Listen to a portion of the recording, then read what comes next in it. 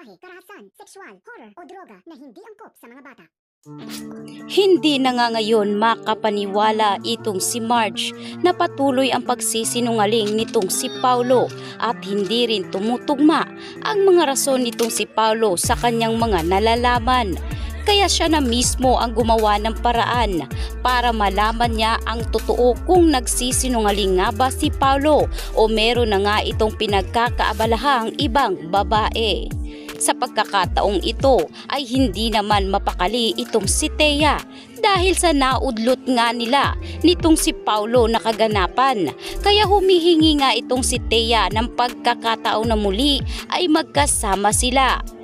Nagawa pa nga ni Thea na magparinig kay Marge habang kausap ni Marge ang kanyang asawang si Paulo. Sa taranta nga nitong si Paulo na baka magsalita itong si Thea ay siya na mismo ang nakiusap na wag na nga itong gagawa pa ng ingay upang hindi na rin makatunog pa itong si Marge sa kung anuman ang mayroon sa kanilang dalawa. Kaya nagbigay nga ng pabuya itong si Paulo kay Thea. Sabay sabi na magbubuk umano siya ng hotel para sa kanilang dalawa at ipinangako ni Paulo na hindi na ito mauudlot pa. Tuwang-tuwa naman si Thea sa balita ni Paulo kaya naghanda nga itong mabuti para sa kanyang sarili. Ngunit ang hindi alam nitong si Thea na itong si Edward ay unti-unti na nga rin pinagdududahan ang bawat kilos at galaw ng kanyang asawa. Tulad ni Paulo, hindi rin ito makaiwas sa mga paiba-iba nitong rason.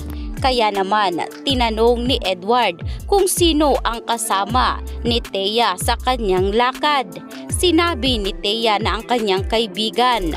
Ngunit nagtataka itong si Edward dahil kani-kanina lamang ay kausap umano ni Edward ang tinutukoy na kaibigan ni Thea at wala rin daw umano si Thea sa opisina ng kanilang kumpanya buong araw.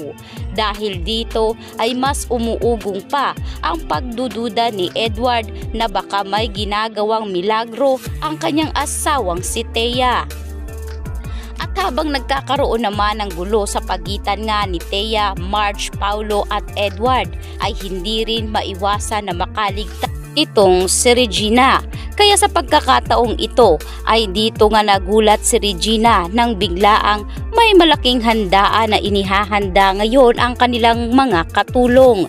Kaya nagtataka si Regina kung ano ang meron. Sinabi nga ng katulong nila na ipinahanda umano ito ng kanilang among si Marge dahil darating ang kanyang ina at ang kapatid nito.